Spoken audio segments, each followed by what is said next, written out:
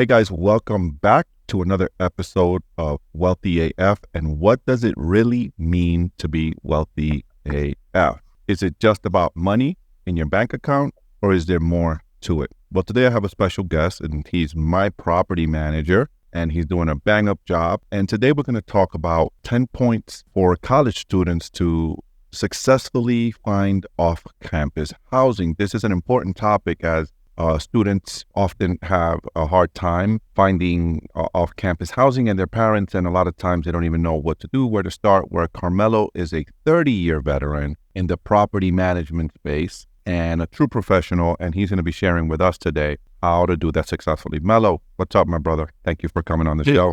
Thanks for having me again. Second time. Yes, sir. Second time on the podcast. Melo, why don't you just really quick give us a little bit of background on you, who you are, and what you do, and what earns you the right to be having this discussion and giving advice on this particular topic. Well, I'm not getting any younger. You can tell from all the white hairs. I started. Obviously, my name's Carmelo Carrasco. I started in the real estate management world in 1996. Believe it or not, this was before we had smartphones. Social media, back in those days, we had apartment guide booklets and newspaper ads, and that was your resource for finding housing back in those days. But I started in 1996 in the property management world, and I have been in 28 years and counting now. So it's pushing that in years, but something I enjoy is passion, real estate. I love the rental business, student housing, conventional, mixed use, you name it. I pretty much have done it and mixed my experience in pretty much all type of housing. Outstanding, brother. So I know that you and I talked about, and we talked about you presenting today 10 points, right? Before we get into those 10 points, I just want to get, 28-year veteran, right, like yourself. Might as well call it 30, right? 30 years in this game. What differences have you seen in the market? That's a long time, Carmelo. 30 years to see, you've seen up, down, sideways. You've seen the market do all kinds of things. And just really quick, really brief, I know this is not the topic, but I am curious to get your perspective on it, and I'm sure my listeners are also curious. What are you seeing in the rental market currently in this economy with high interest rates? This administration is telling us that things are great, unemployment is low. What is really happening with rents on the streets? You manage over 500 units, I think it is, or somewhere in that neighborhood. All the years I've been in this industry, obviously technology has come a very long way. You and I had this discussion with AI and automation. The differences of how you find housing today versus how it was back when I started. Huge difference, and I tell, the younger generation now, there's so much information out there, what's affecting our housing. And I can tell you this right now, with the high interest rates, the election year, what's going on right now in the economy, there's still a big need for housing. People need to live somewhere. People are waiting now longer to buy their first home or their forever home. And what we're seeing in the market right now, people are tending to renew their leases for 2 years versus a year, because they already know they want to wait to see what happens with the economy, with the interest rates, with the workforce. Affordability in housing, that's a tough one. That's a topic that, a lot of people have. In fact, I've gone to different board meetings with different organizations and government-funded programs where they're talking about affordable housing and how do they help those people in homeless shelters? How do they help those people, who are holding Section 8 vouchers and they have nowhere to go? Because the amount of rent that someone would ask for supersedes the amount on the Section 8 vouchers. So we're finding a lot of people looking for affordable housing. They're more price savvy. They're looking to find out what's included with the rent. What utilities are included, what's not. So there's so many things that factor into looking for an apartment nowadays. Whether you're looking for a 1-bedroom or you're looking for a home that's big enough to fit the needs of your family.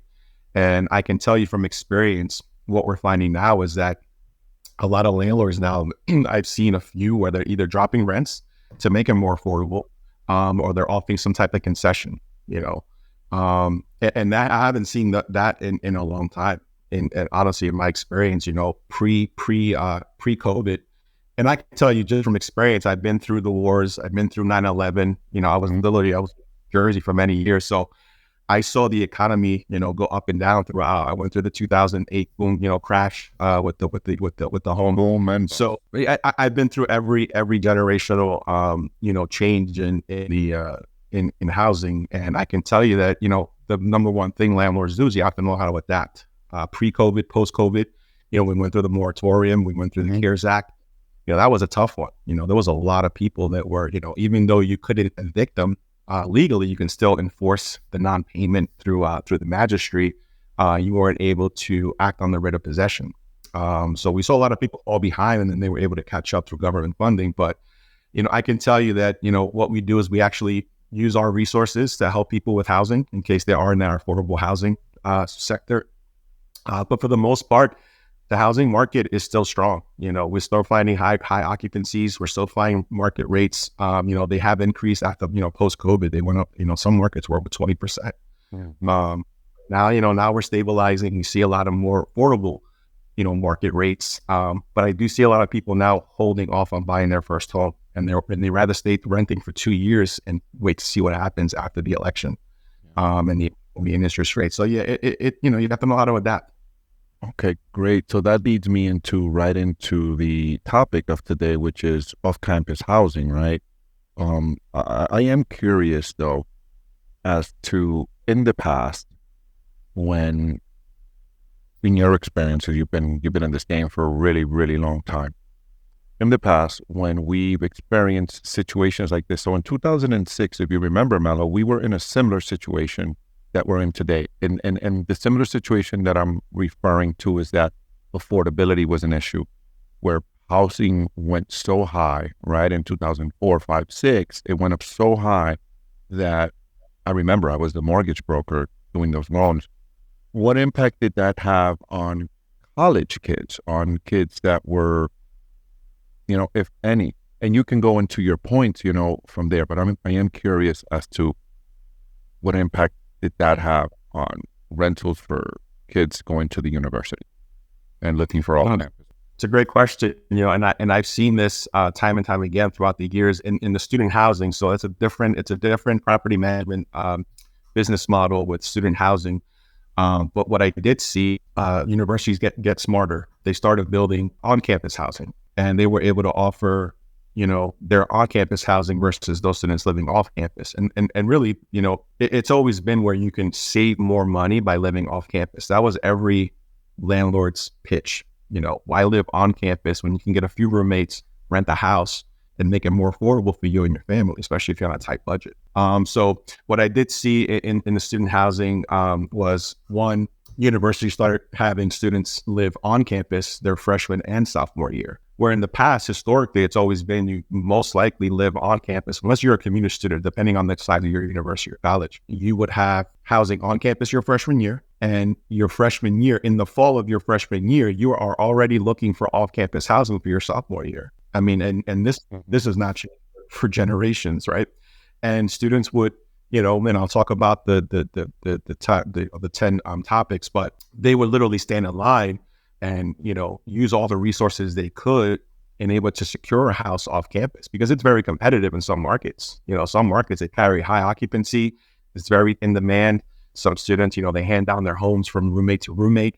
So landlords, were cashing in on these off-campus properties for many, many years. And now, still the affordability aspect still comes into play, because not only you pay for tuition, the housing and books and whatnot, you have to pay for your housing. And most likely that's a big expense, just like everyone else. You're looking at price per bed, and they can get up there and can get expensive. So what's your point number one kids should be looking out for? Why don't we go through your list of, you got some really good content to share with students and their parents on things to look out for and things to do in your 30 years of experience. I mean, this is a wealth of knowledge. This is literally a walking book we have here, a real life experience, right? So, I think the biggest question, and, when we have, housing, I used to host housing seminars and housing fairs, and I used to team up with off-campus housing offices. So every college, every university, what they do is they have platforms where students can go to and use those resources in order to find housing. Because the biggest question we get from parents is, where do I go? How do I find an apartment for my son, my daughter? if they're looking for roommates, what do I do? They don't have roommates now. They're going to make new friends. They're going to probably want to live, in a house, maybe a 3 or 4 or 5 bedroom house. So where do we go? And that's always been the question. I think for the most part, through generations of students living off campus, they all know each other, right? So you have the seniors who are graduating, but they're friends with the sophomores, they're friends with freshmen, they're friends with juniors, and they all talk, right? They all go to each other's houses, they have parties, that's a college thing to do. But most importantly, when it comes to finding housing, you use your online platforms. And, and like I said before, I came from an era where, we had newspaper ads in the student paper. We'd run a full page ad in the student paper. We use the bulletin boards at the universities. Some universities and colleges have an off-campus housing office. And believe it or not, they actually help landlords fill their vacancies, but they also enforce the university's rules and regulations to live off campus. So, these are younger, adults, right? So we're teaching them how and what to do and how to be a good tenant when they live off campus, what their responsibilities are. So we have to educate students on what they need to do, questions they should ask, and also inform them, how to communicate with management so we can take care of their needs throughout their stay at the off-campus property. So, the number one thing I have is online listings, your first resource. So you have obviously your Zillows, your apartments.com and so on, but you also have the university resources, which is the off-campus housing office. You have their online database. In most cases, you have a website where students can go to on their university's website, and it has a little, button that may say, off-campus housing. You click on there, and then if you're a landlord that advertises on that platform, you can hopefully gain some traction on filling up some of your vacancies. So it's a great resource. I love when university and colleges, and you'll find this a lot with bigger colleges and universities, where they have this resource where students can go to, and they also have housing fairs. They have bulletin boards throughout the campus.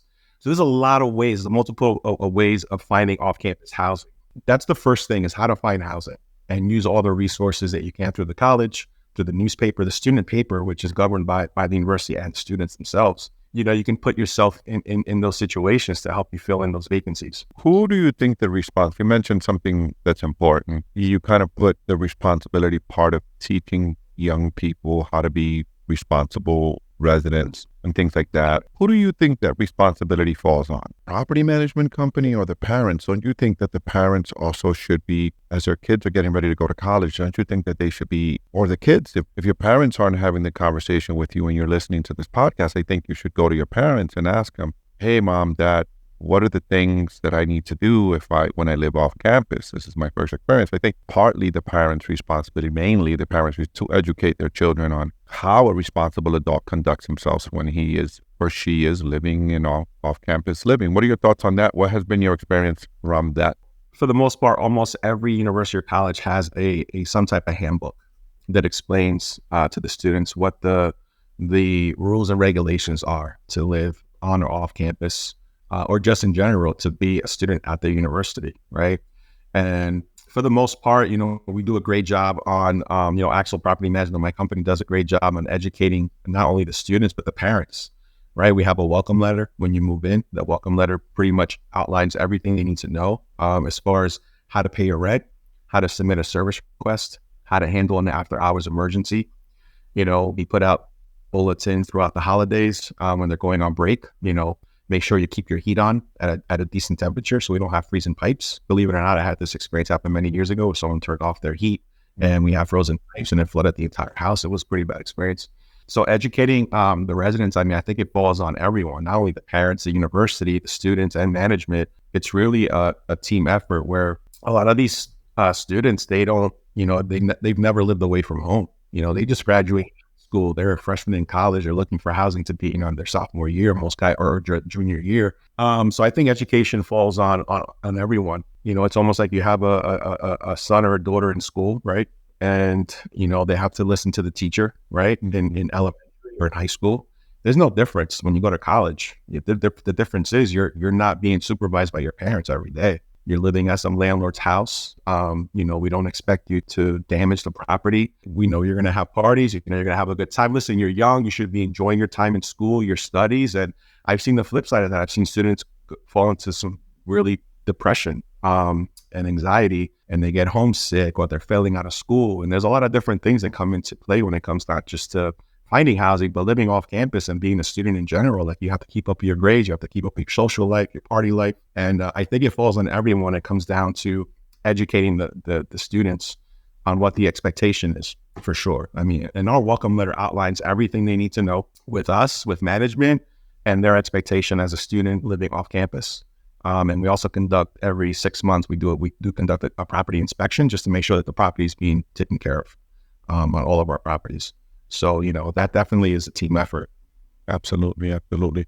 What other points do you have on your list? So university resources, again, the bulletin boards, the housing fair, social media. Social media is a big one because most colleges, universities, they have groups. They have different groups, right? You have your Greek life, you have your fraternities, your sororities, you have your athletic department. So there's a lot of resources that the university has in different groups for a lot of these students. Depending on what major you're in, you have groups that have, Facebook pages just for students in their major, right? They have study groups, they have gatherings together, they all communicate, looking for roommates.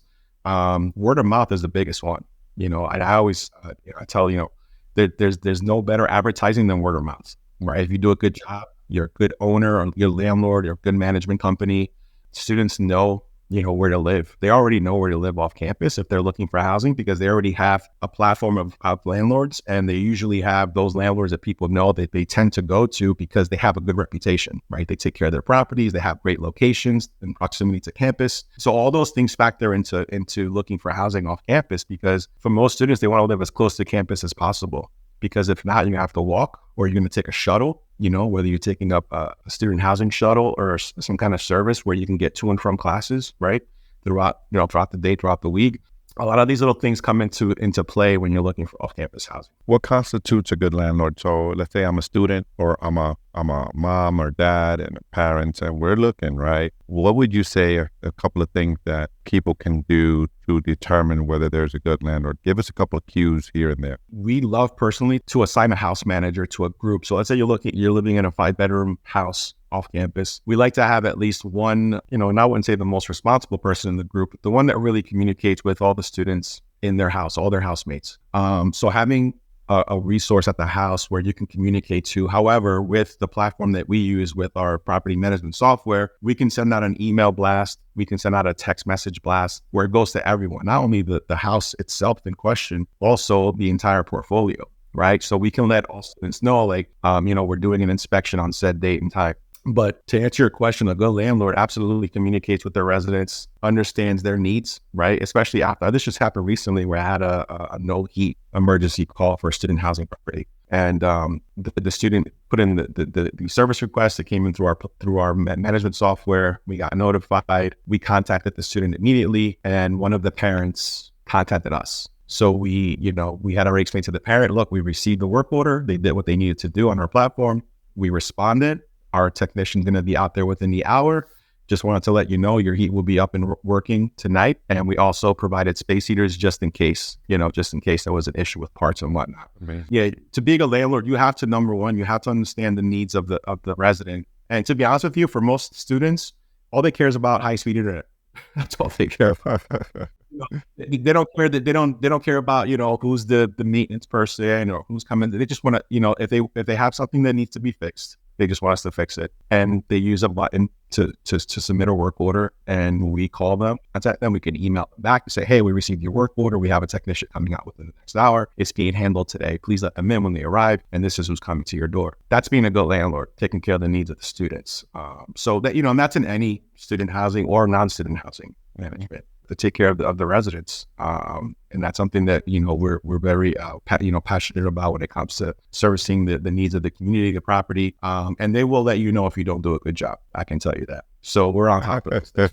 I'm sure they do. So what else you got there, brother? What are some of the other points that you want to share with? So one of the things that, I don't know if you saw the news recently, what's going on with the real estate industry. Association of Realtors, yes, sir. Commissions. Yeah. That's affecting a lot of people. But some agents, believe it or not, they're just not buyer seller agents. You can use your MLS. You can use your real estate license to rent properties. So I like to make sure we're working on that this week, is we're going to post some available properties on the MLS to attract some agents. In fact, I spoke to a couple of agents last week about, do they handle rentals? Because most agents don't like renting properties, right? They usually are buyer agents or seller agents. However, some of them are supplementing their income by handling a few rentals. And some of them, may know someone looking for housing off campus if you are student housing or non-student.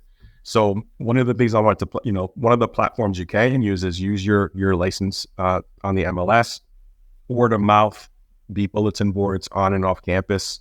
Use those resources to attract leads to help you fill in those vacancies. The other thing was matching. Roommate matching is a big thing. We had this happen last year.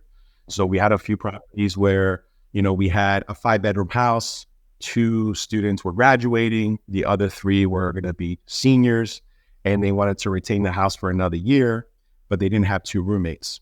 So we were able to come in, help them find 2 roommates after we had our housing fair. Roommate matching is very, very sensitive because, you have to have all these, standards of what you're looking for. For the most part, they prefer to have someone that's in their same major, right? Mm-hmm. So non-smoking, same major, some of the same qualities that they're looking for when they're roommate matching. So there are some apps out there. There's some platforms where you can use to do roommate matching. But obviously we were able to fill in those vacancies by helping them fill in those 2 bedrooms because they wanted to retain the house. So we were able to renew the lease, capture two roommates and fill in the vacancies. Pretty awesome you guys do that. That ended up working in our favor. But yeah, absolutely. I mean, there's a lot of resources. Housing fair is a big one. Some universities, they do have a fair, once a year or twice a year. And that's really a place where you can go as a landlord, set up a showcase of your available properties. And then you can give out, we used to give out stress balls and lanyards, and we used to do all kinds of, activities and spin the wheel and make it fun. It's supposed to be fun, like, listen, you're in college, you want, you're looking for housing, you have your roommates picked out that you want to live with for the next 2 to 3 years.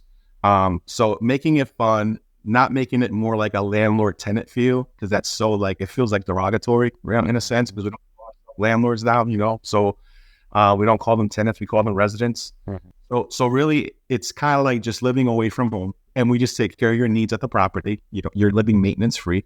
And the expectation is that you just enjoy your space, have a good time, and we're here to take care of your needs. And then when we do have parents that contact us and have questions and concerns, we talk to them just like everyone else. They're usually the ones paying the bill. So we talk to them as well. So the last thing I would say is when you are looking for off-campus housing, there's certain questions you should be asking as far as the terms of the lease, what's included, what's not, do you allow pets, do you not allow pets, down to who handles the trash on the property. Because you'd be surprised, some students just don't know, what do we do with our trash? So really that's where we come in with the welcome letter, and we explain everything to them from, A to Z. And so they have an understanding. But if you are a student looking for off-campus housing, you should ask those questions, your lease terms. Some parents, the number one question that we get with parents is my child going to be safe? And it's a tough one because some markets, you might be living I don't know, and I don't want to point out any university, but you can be in Philadelphia, you could be at Temple. Oh yeah. And some off-campus areas even at Temple. My niece is there now, and there's some Philly off-campus. Dude, I've been there. It's rough. I've read stories, Mello, from students that have been jumped and things, and it's you go two blocks down, 4 blocks one way, 2 blocks the other way, and it's not a safe place for kids to be. Not a safe place. That's why it's very important to use the college resources. I know they had an escort type service I know years ago when I was down at University of Penn, and we had thousands of beds back in those days. They had an escort, or they had some kind of buddy system where you could walk to and from wherever you were back to your home safely, right? Mm-hmm. Or shuttle, where there was a university shuttle or private landlord shuttle that would take you to and from your home. And that's important because, I tell parents all the time, listen, crime has no address. We can't guarantee safety and security. No one can. That's a police matter. But we do have what we call controlled access entries, right? Every building has a locking system before you get into a building. Every apartment door has a deadbolt and has a knob lock. Some properties have cameras. Most properties nowadays, most landlords have cameras on the exterior of the building. Just to, it's not a security system, but it's a monitoring system in case something does happen. You have some type of recording around the building. And that's helped, solve some cases, and there's some tragic housing, off-campus housing cases in the years. But, again, asking those hard questions is always good, because you can have that open conversation with a parent or a student, right? About safety, proximity to campus, the affordability on the rental rate, the roommate situation, what amenities are included, what utilities are included. Those are all big questions that you should be asking when securing a house or an apartment off campus, for sure. Those are important, really, really important questions. Was there something that you didn't share that you should have shared that would be extremely valuable to parents and or students when they're considering to live off campus, when they're looking for an apartment or just even considering a property management, right? Because there's all different types and flavors. Right. Sometimes it's not the landlord. Sometimes the landlord is good. Sometimes it's the management company that's not so good. Sometimes the management company is doing their best, and it's not the management company, it's the owner. Yeah, I mean, not just off-campus housing in general. I mean, that's the pretty much everything I reviewed in the top 10 things that we covered today on securing off-campus is the main. But once you do secure that off-campus property and you're ready to move in and you know everything you need to know about living at this property, I think the hardest part of student housing is students getting along, right? And I find a lot of those situations happen when there's no communication. And so you may have 5 students living at a house, and 3 of those 5 really get along. The other 2 are kind of like the outcasts, so they weren't really what they expected to live with. And now we have parents involved, and now we have students involved, and then the quality of life, goes down. And you have to live with that person. You have a contract. So I think really when it comes to parents and students and communicating with management, a lot of those things are civil issues. They're civil between, adults. And we tell this to parents all the time. Listen, I know they're young, but they're young adults. They're over 18. They have a contract. They're living on a property. I think communication between all the students and all the parents should always be key, especially when it comes the most exciting part is when you have to move in, right? The move-in day. And you see a lot of you see it in movies, all the colleges, all the students are moving in. They're all packing their bags. They're all having a good time. But sometimes it doesn't remain that way. Sometimes you have a lot of issues and conflicts with personalities and parents and, management. And really what my spiel and my communication with parents is always, listen, they're young adults. They have to learn how to get along, and they have to know how to be civil. They have to know how to work out their differences. I can't manage that, when you have to let them live and you have to let them learn and grow. And we can only do so much when it comes to students not getting, along or getting along. Exactly. So that's really a big one. Once you're living off campus, is staying together and having a good time together and getting along throughout that term of the lease. And that's a big one, because some parents can get feisty, they get upset, and they think it's your fault. And I'm like, hey, I didn't pick the roommates. They all moved in together. They all knew each other, and now you have to let them live. So that's a big one. Yeah. Well, Melo, thank you, man. Thank you for sharing your wealth and knowledge and experience in the podcast. And I hope that this information we shared on today's podcast, a little bit different, would be empowering to parents and college students looking for off-campus housing. And I think a lot of what you shared also is very valuable for just folks in general, right? Looking for an apartment, just adults in general, because a lot of people maybe haven't had the college experience, and maybe young people are looking to move on their own. And this is a good episode, a good conversation for them to listen in to a 30-year veteran property manager that's sharing some gold here on what to do and how to navigate certain things and what to expect. I really like what you shared about, having good systems in place to make sure that the residents are taken care of, like for work orders, leaky faucet, leaky sink, this, that, the other, and that stuff is just all automated. That's one of the things that I love about, your company and us doing business with you guys is your system, really a flawless system for all the parties involved, especially my residents. My residents go in there and they put a request and boom, actual property management automatically on it. You'll have whatever tech out there within whatever timeline it is that, it's allotted to do that. So that's a big thing. I think that's the biggest thing a responsible owner and property management company that's going to be taken. That was one of my biggest takeaways, because I think a lot of young people, I don't think that's something that young people really know or even think of. Just think about it. Young people not think of your first house, your first apartment. You ain't not think about that stuff. You're just, I'm going to live on my own without mom and dad on my ass, right? That's what you're thinking about.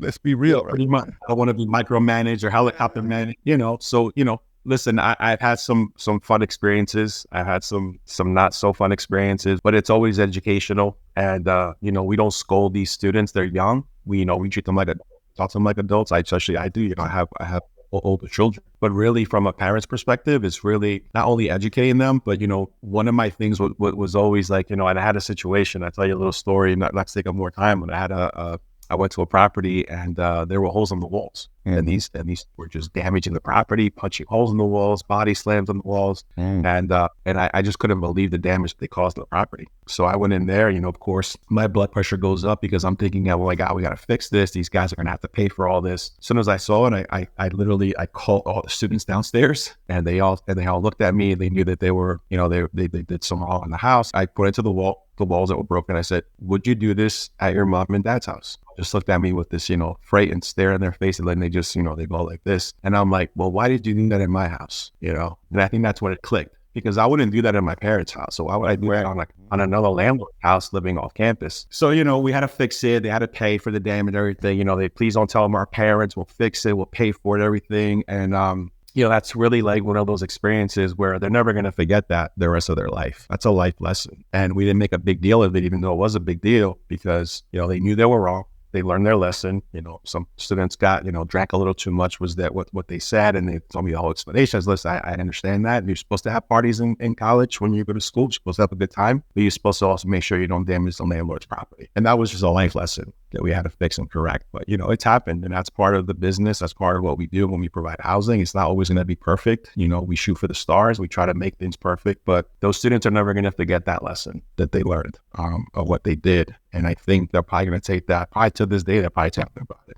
I remember my landlord came, and they thought I was the landlord and I was the management company. And we had to set them straight and explain to them, like, hey, you just can't do this. Right. And you can be in trouble. Some universities enforce off-campus housing rules and regulations where they won't even allow you to graduate if you cause damage to a landlord's property and you have to pay for the repairs. And that's a lesson. And when you have parents involved, that can be even worse. So, and that's one of those stories that, I'll always... Great story. It's a great story. And I think young people, if you're listening, parents, if you're listening, take heed, right? Because these are the things that we need to be telling our children. Like, when you live on your own, if you don't do it here, you don't do it there. You treat your place, that's your new home. It just is. It just is what it is. That's your new home. Your temporarily new home, and you treat it with the same respect you treat our home. Exactly. All right? Because someone's going to be held accountable. So Carmelo, man, thank you so much, brother. Really appreciate it. If people wanted to get a hold of you, maybe there's a parent, and I know you manage a lot of beds in the Lehigh Valley area in Pennsylvania. For my friend Dallas, which he's been on the podcast a couple of times, great guy. I know he's got a large portfolio there, and you're doing a lot of work with a lot of different people in that area. By the way, Carmelo does not just rent to college kids. He rents to regular working class folks. This podcast episode, I just wanted to touch on that. But if people wanted to get a hold of you, they wanted to follow you, they wanted to get more of your content, maybe they're looking for an apartment, maybe there's a college student in the city of Scranton, because you're in Pennsylvania, city of Scranton, the city of Wilkes-Barre, or Lehigh Valley, Allentown, Pennsylvania, or anything. They just want to get educated. Where do they find you? How do they connect? So yeah, I'll give you, our website is Axel, AXELPM, so axelpm.com. Our phone number is 610-424-3744. You can go on our website. You can find availability. There's actually, on our website, you can click find housing, and then it says student housing. You'll click on that. It'll give you a listing of properties that we have available for off-campus housing at Lehigh University. Currently, we have a few houses available, or they can just give us a call at the phone number. They can talk with one of our agents. Yeah, and we'll make sure we put all that information you just shared on the show notes, so it's easy. So if you're listening to this, maybe you're not watching this video, but you're listening to it instead, just go to show notes and click on. We'll have all that information there, the phone number and Carmelo's website. I can definitely speak to that. So thank you, Carmelo. Thank you for coming on and sharing all of this wonderful information. And my hopes is that it empowered some students and parents, or even just human beings listening that are looking to rent an apartment. Thank you, brother. Appreciate you. Thank you so much. Appreciate it.